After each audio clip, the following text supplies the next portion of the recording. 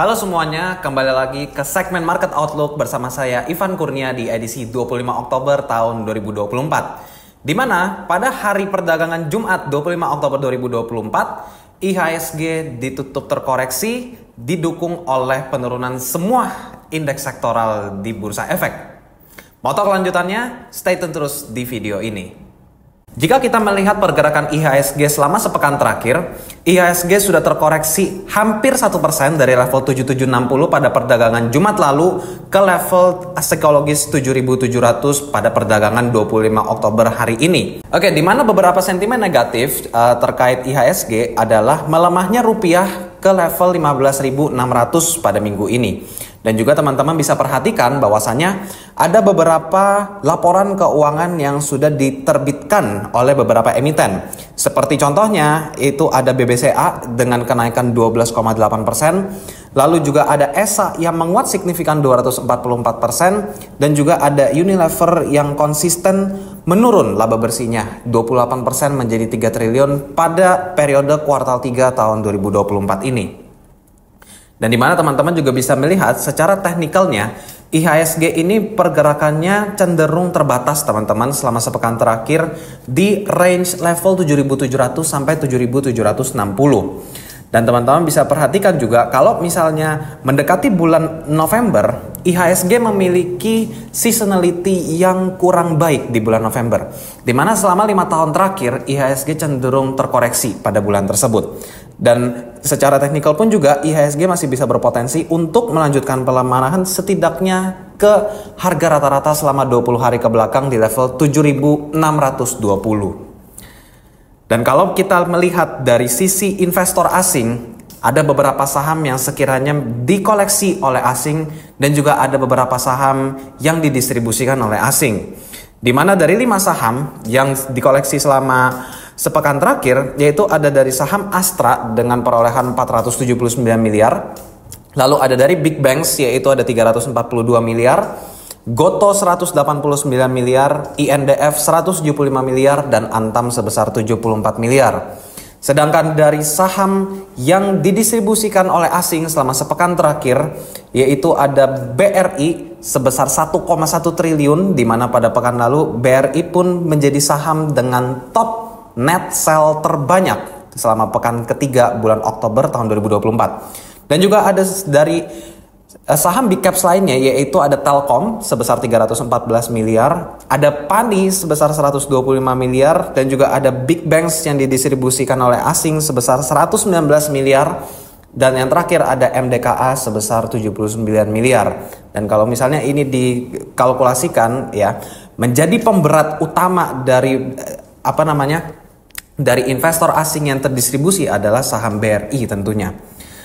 Oke, lalu kita pindah ke sektoral index performance selama sepekan terakhir, di mana meskipun IHSG terkoreksi hampir 1%, nyatanya ada beberapa sektor yang bisa menahan penurunan IHSG untuk tidak turun lebih dalam.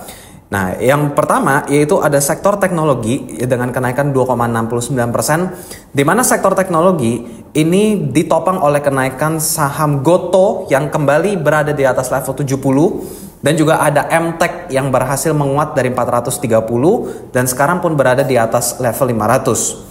Lalu juga ada dari sektor industrial, di mana sektor industrial ini ditopang oleh kenaikan saham Astra, didukung tadi juga oleh net foreign buy sebesar 479 miliar.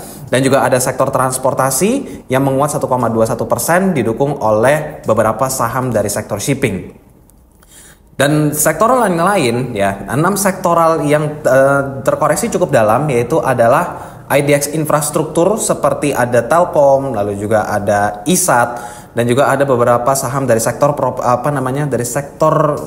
infrastruktur ya. Lalu juga ada properti yang terkoreksi 1,74% karena properti ini sudah rally cukup tinggi teman-teman ya, seperti ada SMRA, CTRA, lalu juga ada Pakuwon dan BSDE juga.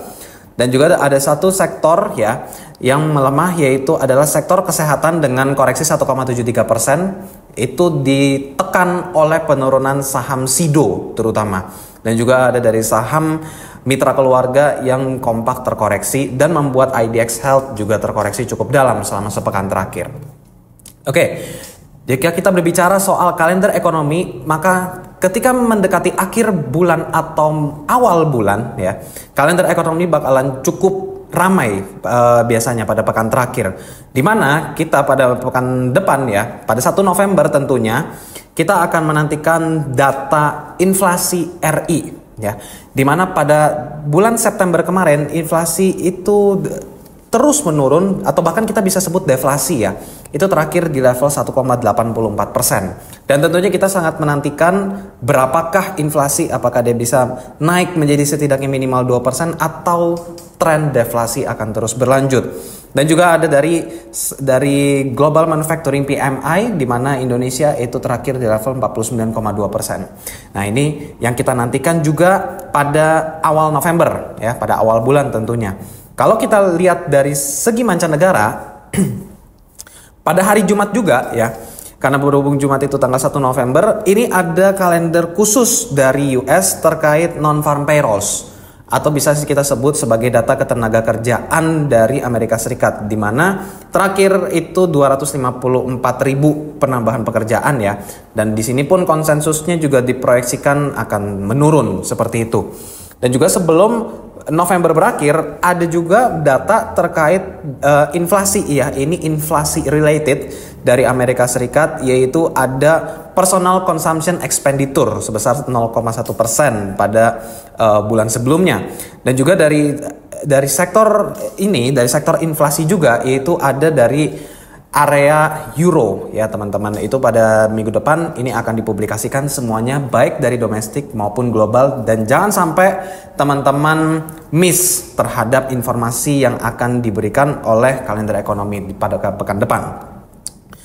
Baik, kita coba lihat ke minggu lalu. Kami memilih beberapa saham, yaitu ada DOIT, PNBS, SSIA, MLIA, dan juga IPCC dengan tema yaitu trend following atau cross up MA20. Dan ternyata hasilnya dari 5 saham pilihan, 3 saham pilihan itu bergerak terkoreksi, dan juga ada 2 saham yang berhasil menguat. 2 saham yang berhasil menguat yang paling signifikan yaitu ada PNBS dari level 55, dan bahkan kemarin Kamis itu sempat menyentuh level 75 atau hampir mendekati gain 40%. Dikarenakan juga dari grup Penin ya, ada isu tentang akuisisi oleh Maybank Malaysia. Dan sekarang pun harga 58 menguat 5,4%. Ada juga IPCC yang menguat dari 685 ke level 700 atau 2,18%.